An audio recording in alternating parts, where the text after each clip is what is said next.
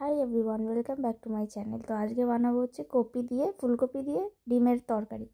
তো চলো তার জন্য এখানে দেখে নিই কী কী লাগছে। প্রথমে ডিম আমি সিদ্ধ হতে দিয়ে দিয়েছি, আর এখানে জল দিয়ে আমি প্রথমে আলু আর কপিটা সিদ্ধ করে নেব।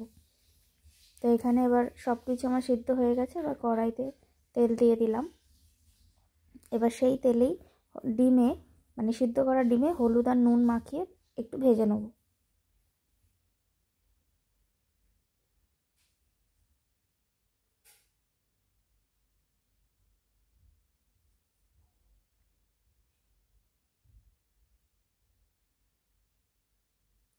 এখানে আমার হয়ে গেছে ডিম ভাজা। এবার আমি তেলে শুকনো লঙ্কা আর জিরে আর হচ্ছে গরম মশলা ফোড়ন দিয়ে দেবো। ফোড়নটা একটু ভালো করে হয়ে এলেই আমরা এবার দিয়ে দেবো কেটে রাখা পেঁয়াজগুলো।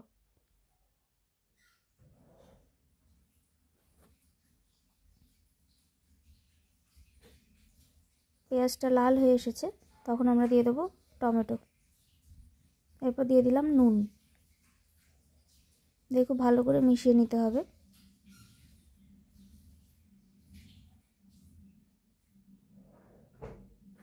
এখানে দেখতেই পাচ্ছ টমেটোটা খুব ভালো করে হয়ে এসেছে আমার।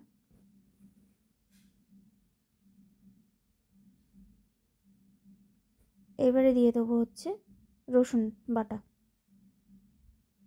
তারপর আদা বাটা। রসুন বাটা দিয়ে খুব ভালো করে আগে নেড়ে নেব, দিয়ে তারপরে আদা বাটাটা দিয়ে দেবো। এবার দিয়ে দিচ্ছি হচ্ছে চিনি। আর একটা বাটিতে হচ্ছে জলে একটু সামান্য জল নিয়ে তাতে আমি হচ্ছে ধনে গুঁড়ো, জিরে গুঁড়ো, হলুদ গুঁড়ো আর লঙ্কা গুঁড়োটা আমি করে রেখেছি একটু মিক্স। সেটা দিয়েই কাইটা গ্রেভিটা করব।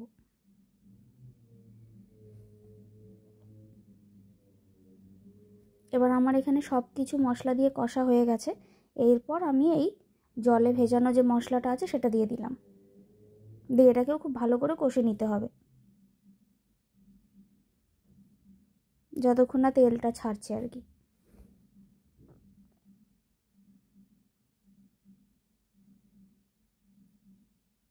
এবার এখানে আমার কষানো হয়ে গেছে। আমি যে আলু সিদ্ধ করে নিয়েছিলাম, কপি ফুলকপি যেটা সিদ্ধ করে নিয়েছিলাম, সব দিয়ে একসাথে নেড়ে চেড়ে নিতে হবে।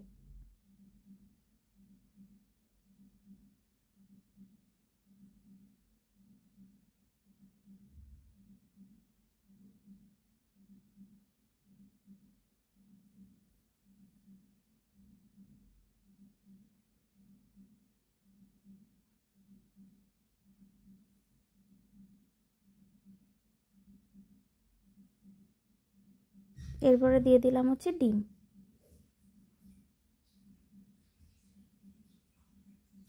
যেহেতু এটা তরকারি সেমি গ্রেভি হবে, তো বেশি জল দেবো না, যেটুকানি জল লাগবে। আর আমার তো সবই সিদ্ধ করা আছে এখানে, তো এই যে জলটা জাস্ট জিনিসটা হওয়ার জন্য।